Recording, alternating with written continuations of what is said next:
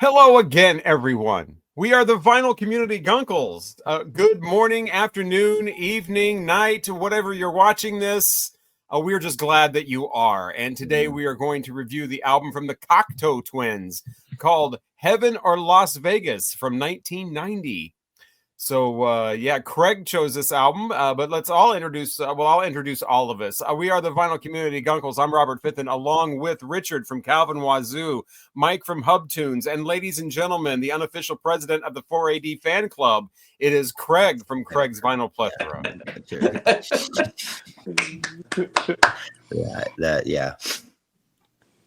Yeah. Well, there you go. Very good. That was good. Yeah. I'm kind of obsessed with that label. So Yeah, I figured. It's not the 420 label. Oh, anyway.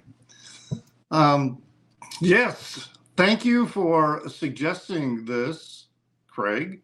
I've heard of the Cocteau Twins. I know people who really like the Cocteau Twins. I've never listened to them. Believe it or not. Never listened to them. Wow, I'm surprised. Yeah, I am too. Like for sure. So this was quite interesting. So Heaven or Las Vegas.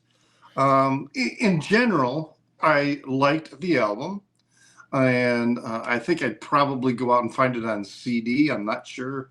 When I looked up the price for the vinyl, I was like, "Fuck that noise! I'm not paying that." You can get a reissue of it for under 30. Yeah, but I was reading a lot of mixed reviews about the reissued vinyl releases. I think it's probably safe to go with a CD. Mine's a reissue. I think it sounds nice. Yeah. Yeah. But I think also I would go with the CD just because I don't want to even pay $20 for it. And let me explain why. Okay. So the album started off really, really strong. Cherry colored funk is just this very simple dream pop. It's very melodic. And I love Elizabeth Fraser's voice. I was falling in love with her voice, right from the start. And then Pitch the Baby is another great song. And I really like kind of at the end where, I don't know if it's the guitar or synth or something, but it's got this like propeller-like sound. That's kind of the only way I can explain it, but it's at the end of the song, and I just really like that. Ice, Blink, Luck, her voice, Fraser's voice in that one kind of reminded me a little bit of Chrissie Hynde. And even the song a little bit had that feel. I'm not saying it's like reductive or anything like that. Just kind of reminded me a little bit of the, 10,000 Miles, that kind of song, that kind of atmosphere to the song. So banging good drums on that song too. Then 50/50 Clown.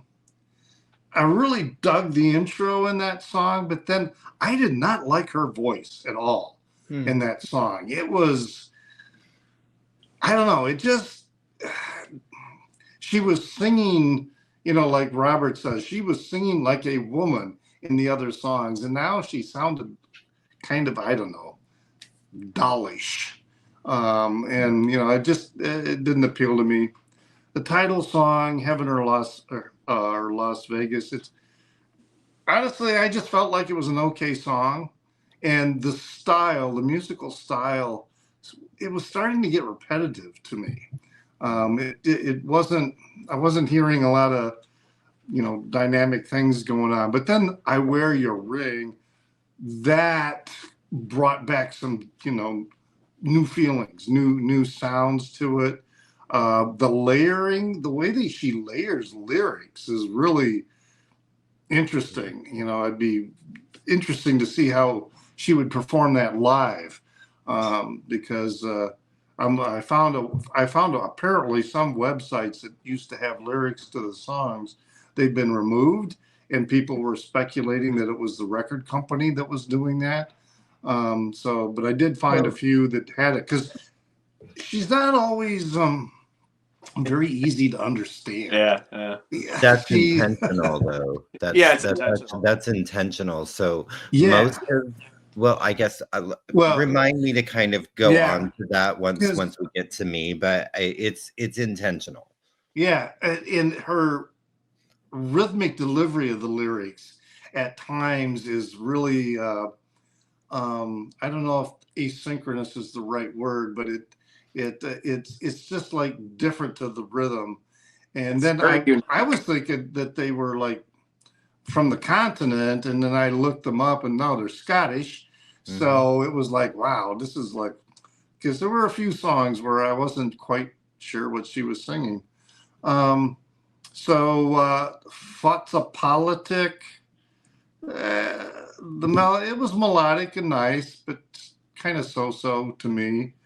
Wolf in the Breast, Wolf in the Breast, or is it Wolf in the Beast? It's Wolf in the Breast. Wolf in the Breast, yeah. Yeah, musically, I thought it was really, really entrancing. And lyrically, though, that was when I was really beginning to wonder, is she being capricious with her lyrics? I mean, sometimes I have no idea what she's singing about. But a lot of time it feels like she's just singing about some guy, And then I was reading about, this was the record, I guess, where the tension between her and the guitar player was reaching a pitch, and I don't know. She seems to be singing a lot about guys that are sexually enthralling but unreachable, or they're not necessarily unreachable, but they're not going to be permanent, I guess. I guess that might be the way to say it. Road, River, and Rail. Again, nice melody. Really like the melody, but I'm not real sure what the song's about. It's just, and then Frou Frou Foxes. It's not a bad closer. Yeah, overall, I enjoyed the album, and as I said, I might buy the CD. I think I want to check out earlier material though that is with Elizabeth Fraser, because apparently this one was like their big commercial breakthrough, and Right. I did feel. I'm sorry. This is probably their most accessible album. Yeah. A lot of the other, and again, remind me some of the, and I'll kind of talk about it and kind of like the earlier albums. I would suggest like Bluebell Knoll, which is the album prior to this. Treasures is another great one. I feel we'll like get together on that, Robert. The commercial breakthrough that was kind of for the masses. No, it's the wine. You have our names. Stop, Fithin. So, and this also is kind of the album that's at the end of their prime at the same time. They make this big breakthrough, and then they I don't know, just from what I was reading, it kind of went afterwards. But I'd be very interested in listening to some earlier records with Elizabeth Fraser. Yeah. She's in every Cocteau Twins record, so I will steer you the right way. Didn't she join the band though long after it had already been recorded? No, she's been with not the original. She was with it from the beginning. The next album, the Four Calendar Cafe, isn't that huge though? Four Calendar Cafe was also a commercial success. Heaven or Las Vegas and Four Calendar Cafe those are their biggest albums.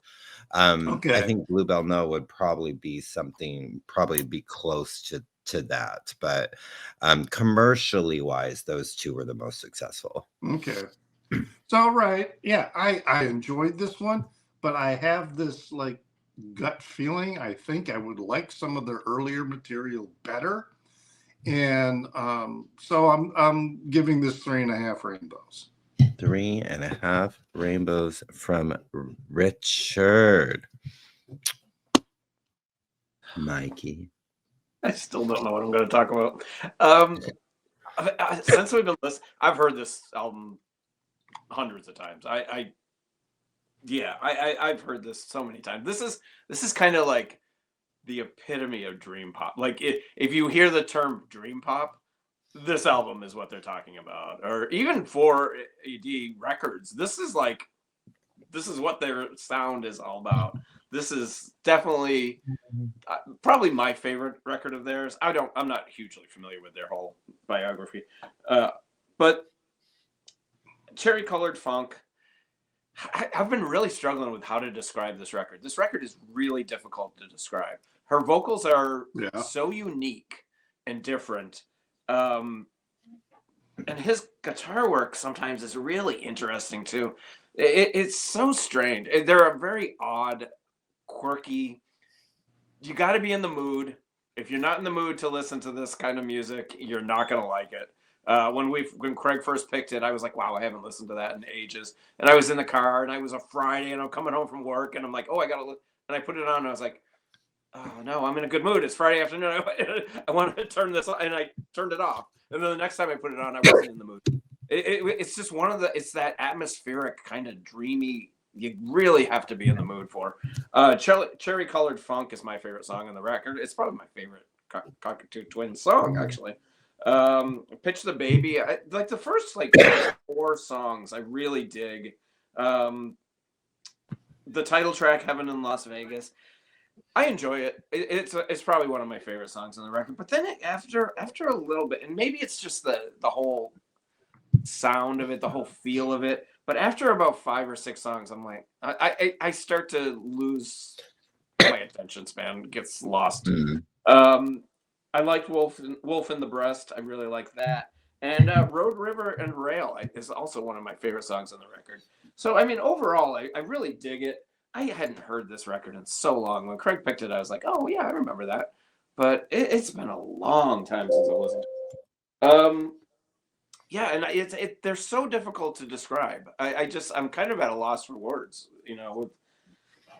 Yeah, they're just a unique, really unique band, and their music is so different and interesting. Is it for everybody? I don't think so. Is it for me? Not all the time, but sometimes. I used to listen to this a lot, especially when I was getting high, really high. It's a good time to listen. What I need to do. We used to listen to this a lot when we were. But yeah, I'm gonna give it 3.5 rainbows. I thought I liked it more. I remember liking it more, you know. And then when I started listening to it, I was like, it's good. It's good. It's really good. It's for what it is. Everyone should listen to it at least once. It's a very cool. Their whole groove is very cool, and she's awesome. She's a cool lady. I know they were going through a lot of drugs at this time too. I think Robin Guthrie, he was really fucked up. I think. Well, that's why I guess they broke up, because she couldn't deal with him anymore. He was going through some really bad shit right around this time, and they were at their commercial peak, you know, popularity, and he's all fucked up. So I'm sure that didn't help the situation, but yeah, cool, interesting. Almost genre. They're like a genre of all on their own, really. So yeah, I'll give them 3.5 rainbows.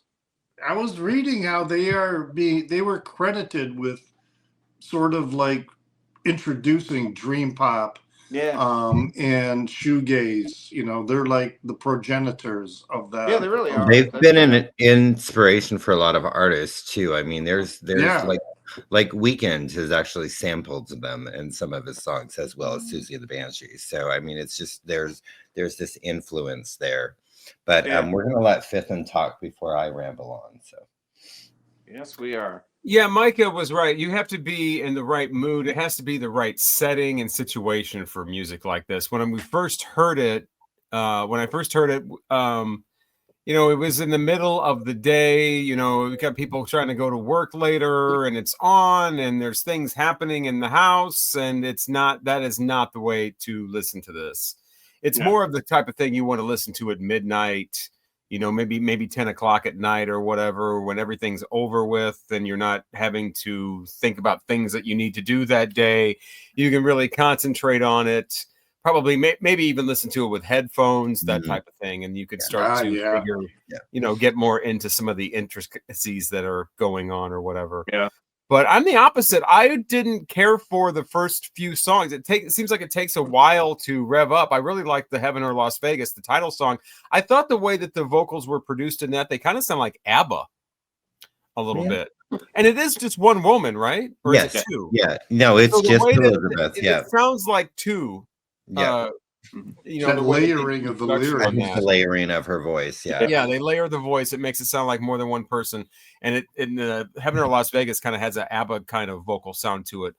The Frau Foxes in the Midsummer Fires, I thought was a decent way to wrap it up with a completely pretentious title anyway. But yeah, I didn't like the Pitch the Baby at all. And the 50-50 Clown was just kind of But I thought the second half of it or whatever was much better than starting with the title track, Heaven or Las Vegas.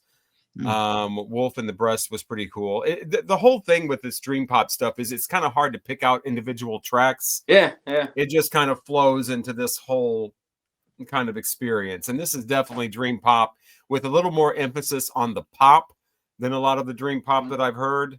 These songs are a little more, I guess, catchy, a little more pop oriented, a little more, you have the chorus and the whatever. And Fats Politique is probably one of my favorite songs in here, but I don't want to really say that name of that. But that's what it's called. Es tut mir leid, Deutschland. Wenn die Kinder. See, I don't know.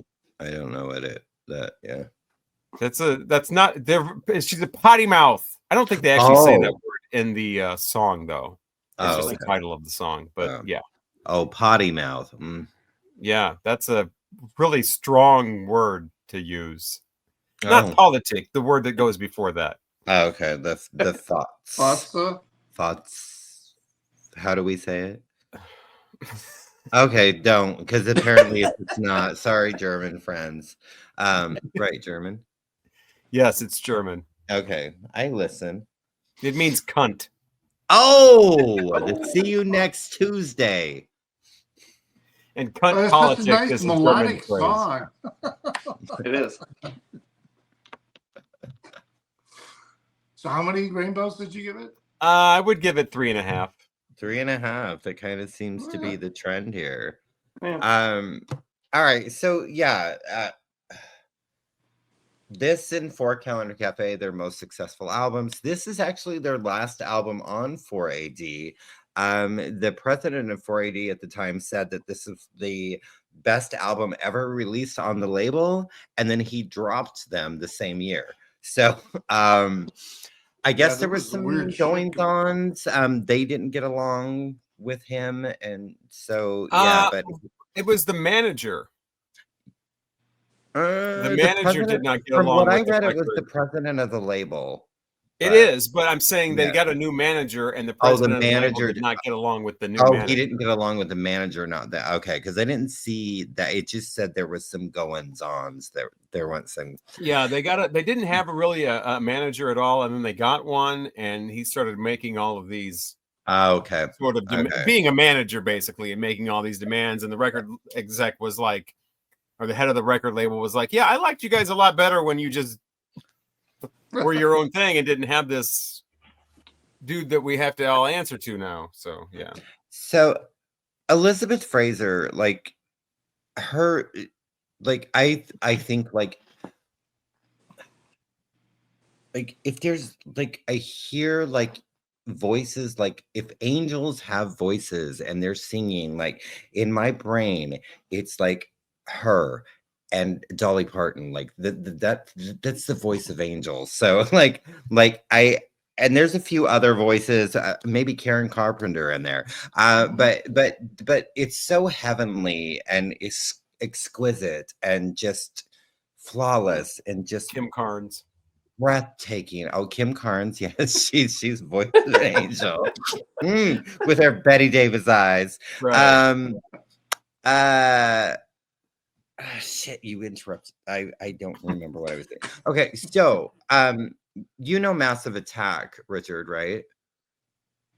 I am shamefully admitting that I have not listened much to Massive Attack. Okay, so Massive Attack. I want to get Mezzanine. Maybe that'll be my pick. So Mezzanine, the song Teardrops, which is Massive Attack's most popular, successful song, Elizabeth Fraser is the vocalist on that song. So, yes, that's Elizabeth. So, her mumbo jumbo lyrical intentions, 90% of the time, they're not actual words. So that's why you're not understanding what she's saying, because she's not saying words. She's doing these vocal stylings that sound like words, but they're not actual words. And that's always kind of been Elizabeth's gig. Like that, she has created her own language with her voice. So you're not meant to understand it because it's not English. But as things moved forward, Scottish is not English either. So yeah, so but as things moved forward, then like the album after this, like there's definitely songs that there's lyrics, there's chorus, there's verse. For Calendar Cafe, there's a lot of that in there, but there's still that Elizabeth style where she's just blah. I'm making up words with my voice, and I'm using my hands a lot. I'm magical, which to me, that is what is so special about Cocteau Twins, is that there is this magical experience. Yes, you have to be in the right mood to listen to them. It's perfect with wine. After a long day sitting, I used to listen when I lived in Seattle, and I lived, I had a balcony and I looked at Lake Union. I spent a lot of days after work with several bottles of wine, just listening to the Cocteau Twins and listening to Elizabeth's just radiant, beautiful voice. I think it would help too if you had the right equipment, because I'm listening to her on YouTube. If you have the right, the right. And Fifth and mentioned this, like I was right before I wanted, like I listened to the album, obviously, since I mentioned this, I've played it, because I got it right here. But I actually put my headphones on earlier because I wanted to listen to it one more time before we discussed it.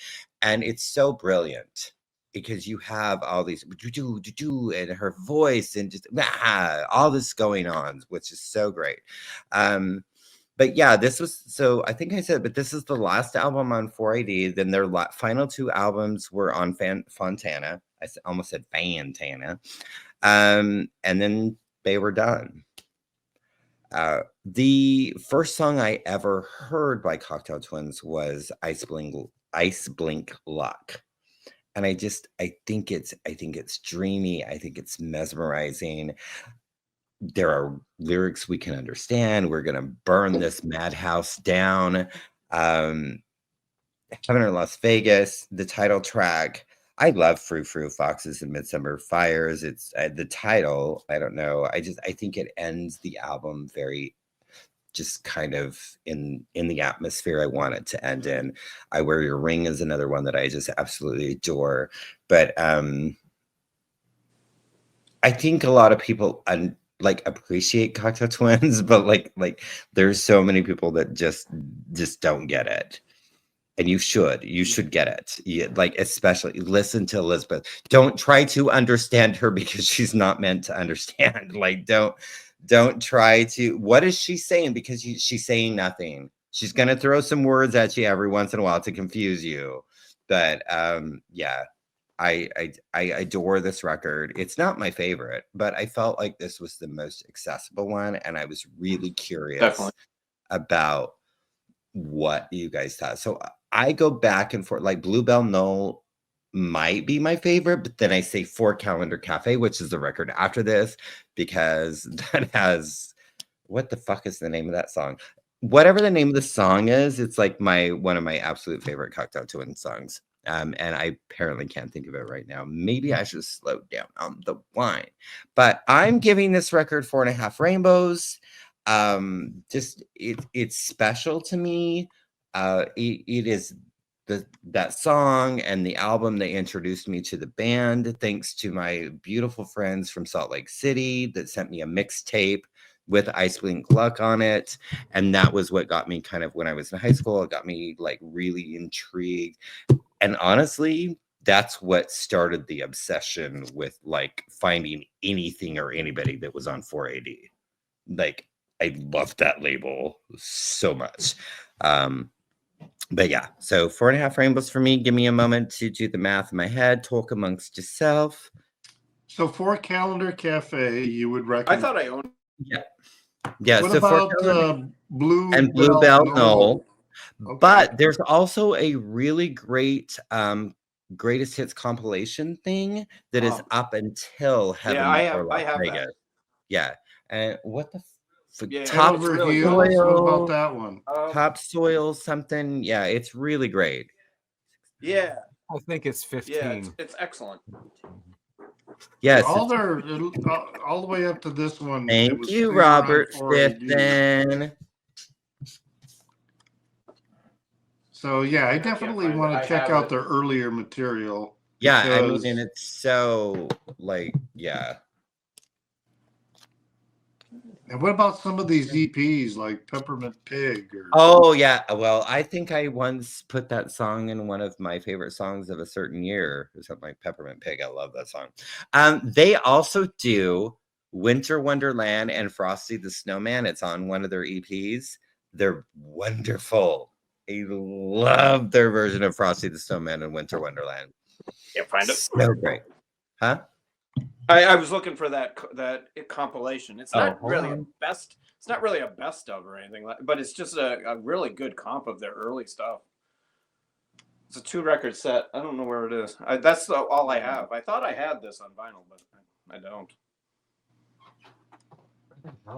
It's from 1990. Just get the CD.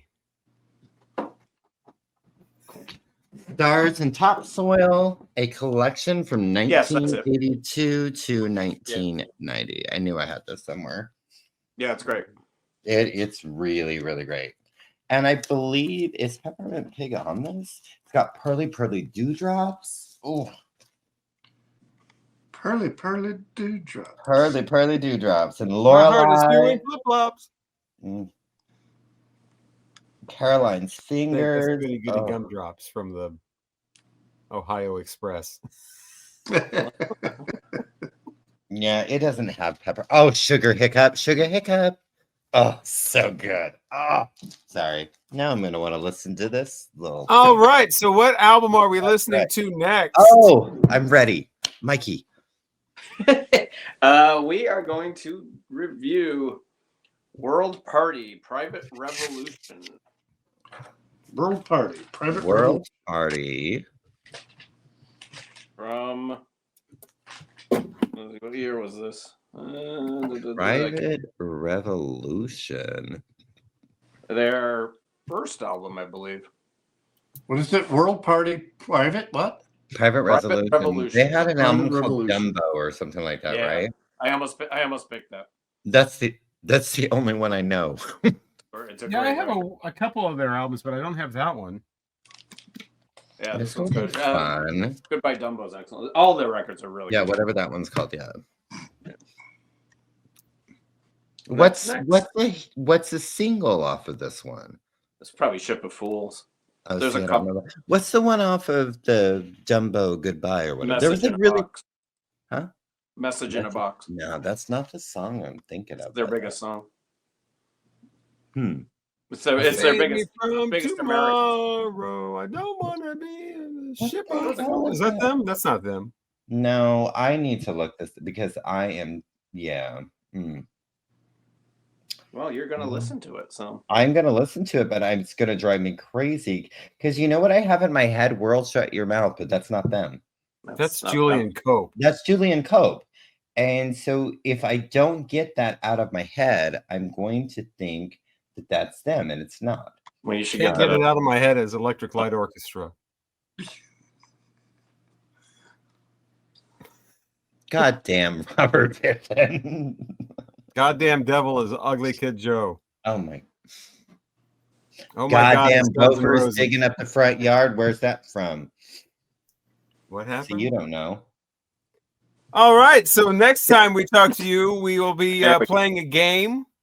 Maybe I think, or something like that. We still have to review the tops and bottoms of 1991, and we'll be reviewing World Party Private Revolution. Ain't That's no when you do public that revolution. Hit and rotate thing. It's a private revolution. Yeah. All that and more coming up with the Vinyl Community Guncles. I'm Robert Fitton, along with Richard at Calvin Wazoo. Craig's Vinyl Plethora. Mike at Hub Tunes. My So ear suave. itches. Hopefully, That was like my 1-900 voice. Again soon. Please join us. Oh, won't you? Do it.